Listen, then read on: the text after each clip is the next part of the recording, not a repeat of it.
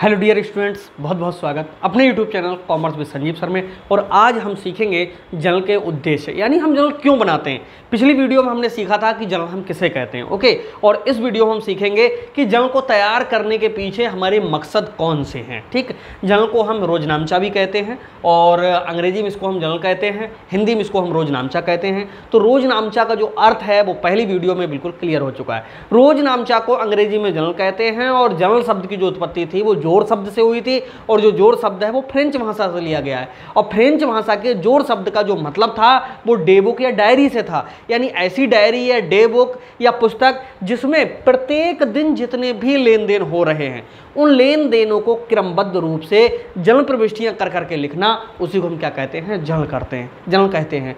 Clear हो गया अर्थ, एक बार रिपीट हो गया। अब हम बात करेंगे कि हम प्रतिदिन जो जर्नल एंट्री हो रही हैं उनको करते क्यों हैं, मकसद क्या है हमारा। तो वो हमारे क्या होते हैं, उद्देश्य होते हैं, यानी किसी भी काम को करने के लिए हमारा मेन मकसद क्या है। इन हेडिंगों के लिए मैं बताऊं, मैंने 10 हेडिंग दे दी, इतनी सरल है, एक बार समझाऊंगा सब याद हो जाएंगे। और इनके बीच में 3-3, 4-4 लाइनें अगर लिख दोगे तो लगभग 1.5 से 2 पेज वैसे ही आपके तैयार हो जाएंगे। और एक चीज़ बता दूं, इनके जो नोट्स हैं लेने के लिए 9719811101 ये ऑफिस का व्हाट्सअप नंबर है, फ्री मिल जाएंगे। नाम, एड्रेस और क्लास भेज करके ग्रुप में शामिल हो सकते हो, ओके। पीडीएफ नोट्स सार्वजनिक नहीं है, पेड नोट्स थे ये, और जो कि आपकी सुविधा के लिए हम आपके तक पहुंचा देंगे, ठीक है। अब बात करते हैं कि इनको उद्देश्यों को हम कैसे करके लिखेंगे। देखो, हेडिंगें इस तरह से हमें डालना है, 10 हेडिंगें हैं और इन हेडिंगों के बीच में 3-3, 4-4 लाइनें हमें लिखनी है, ओके। इस तरह से लगभग में 2 पेज हमारे कवर हो जाएंगे, ठीक। समझेंगे यहाँ पर पहला है जर्नल का उद्देश्य सभी सौदों का लेखा करना। देखो, कोई ना कोई काम करने के पीछे हमारा मेन मकसद होता है। तो जर्नल को तैयार करने के पीछे सबसे पहला जो हमारा मकसद होता है वो होता है जितने भी लेन देन हुए हैं सुबह से लेकर शाम तक, जितने लेन देन हुए हैं उन सब का क्या हो जाए, लेखा हो जाए। क्यों लेखा हो जाए? जिससे एक भविष्य में प्रूफ बना रहे कि भैया किस किस ने लेन देन किया था, कितने कितने का लेन देन किया था। कहीं ऐसा तो नहीं है कि टैक्स चुराया हो या किसी व्यक्ति के लिए वैसे ही हमने दिखा दिया हो कि हाँ माल बेचा है। तो इन सब के प्रूफ के लिए क्या होता है कि सुबह से लेकर शाम तक जितने भी लेन देन हो रहे हैं किसी बिजनेस में उन सबको क्या करना, लेखा करना। दूसरी चीज़ है सही हिसाब किताब रखने हेतु। देखो, कोई ऐसा व्यापारी नहीं है जो सुबह से लेकर के शाम तक जितने लेन देन हो रहे हैं सबका ध्यान रख पाए और उनका हिसाब किताब रख पाए, क्योंकि जर्नल में क्या होता है, उधार, नकद सबका लेखा होता है। अब चाहे आप उधार खरीदे हो, किसी से नगद खरीदे हो, लेखांकन में लेखा जब होगा तो हिसाब किताब एकदम कैसा रहेगा, बढ़िया रहेगा। तो हिसाब किताब को क्लियर रखने के लिए, पारदर्शी रखने के लिए और अपने ग्राहकों से अच्छे संबंध बनाए रखने के लिए जर्नल बहुत उपयोगी है, ओके। तो 2 उद्देश्य आपने समझ लिए। पहला उद्देश्य था सभी सौदों का लेखा होना। सौदे का मतलब यहाँ पर सीधे लेन देन से समझेंगे, क्रय विक्रय इत्यादि से। सही हिसाब किताब बिल्कुल दूसरा हो गया। तीसरा है लेन देन की पहचान हेतु। अगर हम सिर्फ बिक्री बिक्री, जैसे मान लीजिएगा हम कहीं लिखते रहेंगे कि बेबी बिक्री हो गई, तो समझ लो इससे क्या निकल रहा है। यहाँ मान लीजिए 5000 का, यहाँ हमने 500 का, ठीक है, फिर हमने बिक्री लिख दी 200 रुपये, इससे कुछ पता नहीं चल रहा। लेकिन क्या होता है, लेन देनों की पहचान के लिए जब जर्नल में लिखेंगे कि हमने मोहन को माल बेचा तो एंट्री करेंगे मोहन डेबिट और टू सेल्स अकाउंट, और नरेशन में लिखेंगे being goods sold to Mohan, Mohan. अब यहाँ से क्या होगा, मैं जल्दी में भी लिख रहा हूँ, सब आगे समझाऊंगा। यहाँ से क्या होगा, हमने माल बेचा किसे, मोहन को। क्या किया, माल बेचा। कितने रुपए का बेचा, यहाँ 200, यहाँ 200 डाल दिए तो 200 रुपए का बेचा। तो और नीचे लिखा हुआ being goods sold to Mohan, यानी मोहन के लिए माल बेचा। नाम आ गया, इसका मतलब है हमने उधार बेचा, ठीक है। अगर यहाँ पर कैश होता तो इसका मतलब है नगद बेचा, फिर हमें मोहन से कोई मतलब नहीं रहता। तो ये सब चीज़ें क्या है, लेन देन की पहचान कराती हैं, ठीक है, कि कौन सा लेन देन किस किस के बीच में हुआ, नगद हुआ, उधार हुआ, क्या हुआ, ठीक है। नेक्स्ट है डेबिट तथा क्रेडिट की जानकारी हेतु। अब यहाँ पर ये डेबिट और क्रेडिट कितना जानकारी हमें करना है, उसके लिए जर्नल का टोटल देखते हैं और वहाँ से हमें पता चल जाता है कि सेल कितनी हुई, कैश कितना आया, और जितने भी लेन देन होते हैं वो सब डेबिट क्रेडिट के फॉर्म में लिखे जाते हैं। तो सबका पता चलता रहता है कि क्या डेबिट हो रहा है और क्या क्रेडिट हो रहा है और कितनी कितनी मात्रा में हो रहा है डेबिट और क्रेडिट। रूल सिखाएंगे आपको डेबिट क्रेडिट के, बिल्कुल एक दिन में ही मजा आ जाएगा, सीख जाओगे 100% गारंटी से। नेक्स्ट है प्रविष्टियों की सत्यता की जांच। अब प्रविष्टियों की सत्यता की जांच का मतलब है कि जितने भी लेन देन हो रहे होते हैं उनको हम क्रम से लिखते हुए चले जाते हैं। जब हम उनको क्रम से लिखते हुए चले जाएंगे तो एक बात बताओ, बीच में अगर हम कोई और लेन देन का घोटाला करना चाहेंगे तो कर ही नहीं सकते। क्यों नहीं कर सकते? क्योंकि प्रत्येक दिन के जर्नल का टोटल लगा हुआ होता है, ठीक है। उस टोटल को हम कहाँ ले जाएंगे भाई? किसी को हटाएंगे तब भी टोटल गड़बड़ करेगा, और कटिंग मान्य नहीं होती इन किताबों में, कटिंग नहीं की जाती। गलती भी अगर हो जाए तो गलती का सुधार होता है जर्नल प्रविष्टि से ही। ये हम इसी साल आपको ये भी सिखाएंगे, अशुद्धियों का सुधार नामक एक चैप्टर है, उसमें हमको सीखना होगा ये। तो प्रविष्टि की सत्यता की जांच के लिए भी क्या जर्नल का उद्देश्य होता है। जर्नल बताता है कि हाँ जितनी प्रविष्टियां हुई हैं वो सब सही है। क्यों, कैसे बता देता है? क्योंकि जर्नल का क्या होता है, टोटल लगा हुआ होता है। मन मुटाव दूर करने हेतु कभी कभी ऐसा हो जाता है, भ्रम की स्थिति पैदा हो जाती है।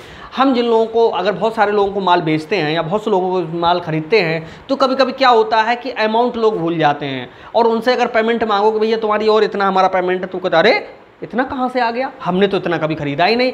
तो क्या होता है, उनको हम जर्नल दिखा सकते हैं कि लो भाई देखो, और देखो इसमें इस डेट के लिए और इतने नंबर पे हमने आपके लिए माल बेचा था, उसकी ये जर्नल एंट्री है। वो कहेगा नहीं ये तुमने अपनी आप कर ली होगी, तो हम उसके लिए दिखाएंगे टोटल की, देखो टोटल भी ये है, और जितना हम खरीद के लाए थे उतना सेल भी किया हुआ है, सब तरफ से उसके लिए मैच। क्योंकि इसमें क्या होता है, एक सिस्टम होता है, हर तरह से ये मैच हो जाता है। तो वहां पर अब ना मानने वाला कोई बेईमान है तो भैया उसे बेईमानी कराएगा तो उसे सजा मिलेगी। कैसे सजा मिलेगी? तुम सोचो कि भगवान जी सलाह उसके लिए सजा देंगे, तो यहाँ पर भगवान से पहले एक और है, कोर्ट खुला हुआ, भाई कोर्ट में चले जाओ और उसके खिलाफ मुकदमा दायर कर दो। वहां पर भी ये जर्नल आपके काम में 100% आएगा।